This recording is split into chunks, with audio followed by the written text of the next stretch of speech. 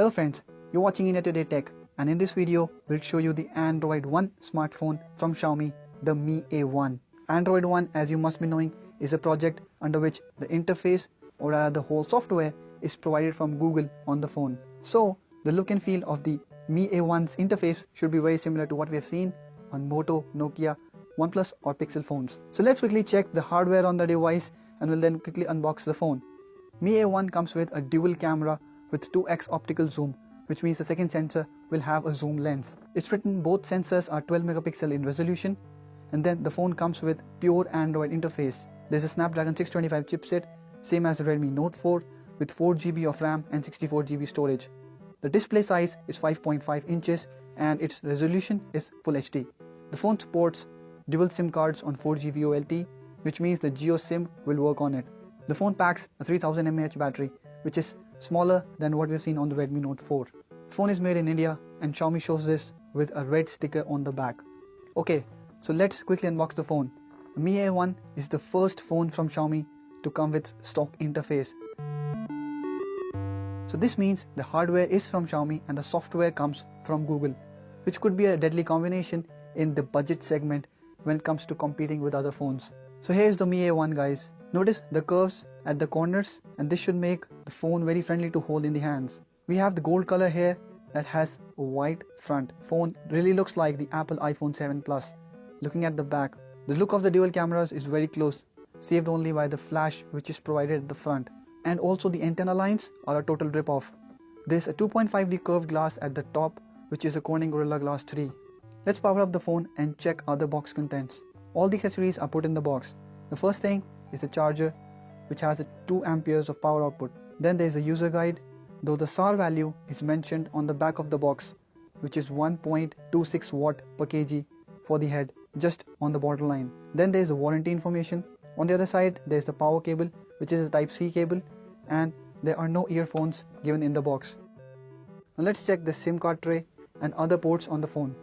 The Mi A1 has a hybrid slot, which means you can add 2 nano SIM cards or 1 SIM card and 1 micro SD card for expanding storage. At the bottom, there is a 3.5mm headphone jack, a Type-C USB port, which is rare in this price segment, and mono speakers. There is also a primary mic, while the secondary one for noise cancellation is provided at the top, beside the IR blaster like the Redmi Note 4.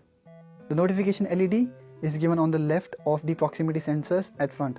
The soft keys at the bottom are not backlit, while the power and the lock key are nicely made and are tactile. In fact, the build quality of the phone itself is quite nice and sturdy.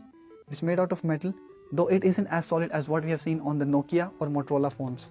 But the Mi A1 is well built and well designed phone for its price. That doesn't feel cheap or feel as if corners are cut. The phone is also quite easy to use with one hand, though the bezels aren't small like the LG Q6 that you get in a similar price. But it is also quite slim and lightweight for the size. Okay, so the phone has been set up and this is what the interface looks like.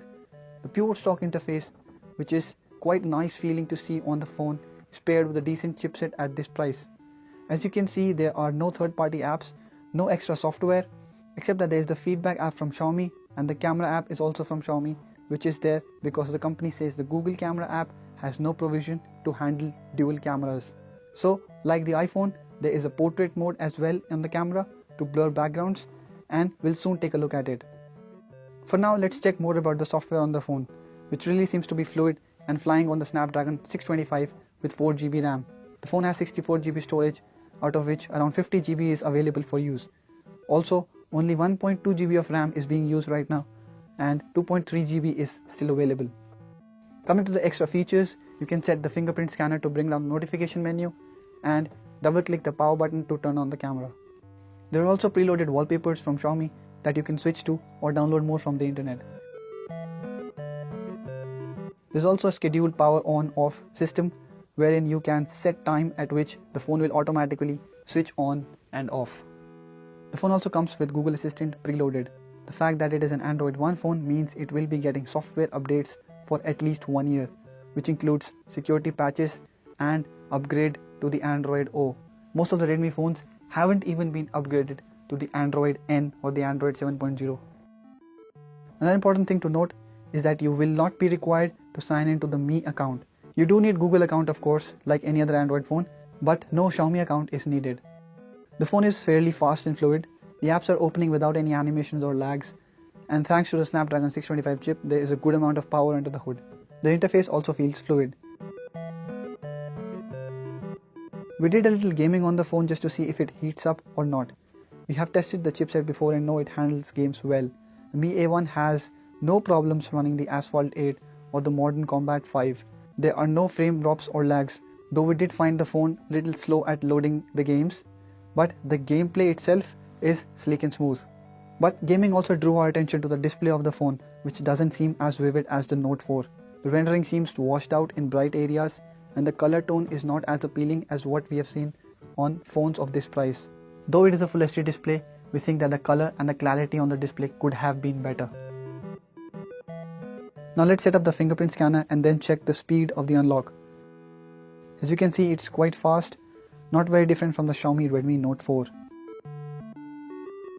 Now, the Mi A1 comes with dual cameras, and we have seen them turn out not so great in this price on other devices. Though the implementation is a little different on Mi A1, so we kind of think it is a better utilization of two sensors than just for depth. So let's first check the autofocus on the main sensor, and then we'll check it for portrait mode that uses the zoom camera. The AF works quite nice, though it is a little slow. It is accurate and works well for corners as well. For the macro shots, you will need to resort to touch to focus, which also works great on the Mi A1. You get focus lock in just one touch, and the camera can focus quite up close. Photos come out to be sharp and the details captured are decent. Not great, but very much workable. To our surprise, the focus works good in portrait mode as well, which we have seen take a toll in other dual camera phones like the Lenovo K8 Note. Obviously, the zoom comes in handy when you are taking portrait shots to soften the background and create nice bokeh effect. The details captured are same as the main sensor, which is good. Other features on the camera include slow motion recording and time-lapse capture, both of which are a rare thing in this price segment. The quality is not exceptional, but still workable again. The front camera on Mi A1 has a 5 megapixel sensor. It captures good details, but the color is not retained. Notice it overly processes the image to make it look brighter and flawless. Overall, the Mi A1 is a premium Android One device that has a lot of power under the hood and won't trouble you as far as the software is concerned, which is a big thing. You get the latest Android version and a promise of an upgrade. Though we really feel the phone could have been fitted with a more vibrant display, but at this price, the overall package seems to offer more value for money than Xiaomi phones of the past, which is a surprising thing in itself. We'll be doing a full review of this, and we'll be comparing it with other phones in this price range like the Nokia 6 or the Moto G5s Plus. So stay tuned, subscribe to our channel to get the latest videos in your inbox, and if you have liked this video, do share it with your friends and give us a thumbs up. Thank you for watching.